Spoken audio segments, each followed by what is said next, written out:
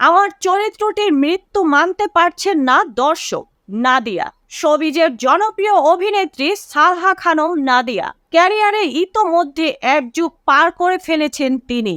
2008 সালে মডেলিং দিয়ে শুরু করলেও অভিনেত্রী হিসেবেই এখন পরিচিত তার। অন্যদের মতো খুব বেশি কাজ না করলেও জনপ্রিয়তা বাড়ছে নাদিয়ার।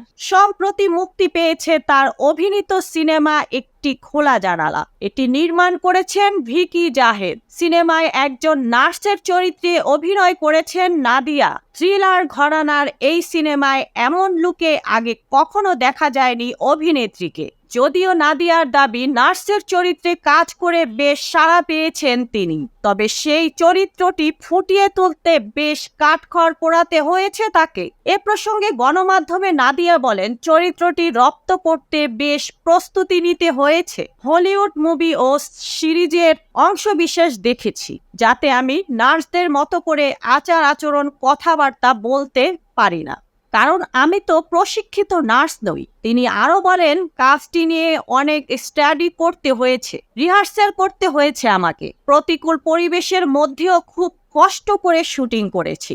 সহশিল্পীরা নিজেদের জায়গা থেকে সেরাটা দিয়েছেন। দর্শকের ভালো সাড়া পাচ্ছি, তবে আমার চরিত্রটির মৃত্যু কোনোভাবেই মানতে পারছেন না তারা। আমাকে মারার কারণে রাগ করেছেন। কেশবগঞ্জ নামের এলাকায় একের পর এক নার্স খুনের ঘটনায় আতঙ্ক ছড়িয়ে পড়ে। প্রশ্ন ওঠে, বেছে বেছে কেন নার্সদের খুন করা হচ্ছে? কারা করছে? কেন করছে? উল্লেখ্য, কেশবগঞ্জ মানসিক হাসপাতালে কাজ করেন তারা। সে হাসপাতালকে ঘিরে নির্মিত হয়েছে সিনেমার গল্প। প্রসঙ্গত, একটি খোলা জানালা সিনেমায় নাদিয়ার সঙ্গে অভিনয় করেছেন তাসনিয়া ফারিনও। তাকেও নার্সের চরিত্রেই দেখা গেছে। তিনিও প্রশংসা কুড়াচ্ছেন নেটিজেনদের।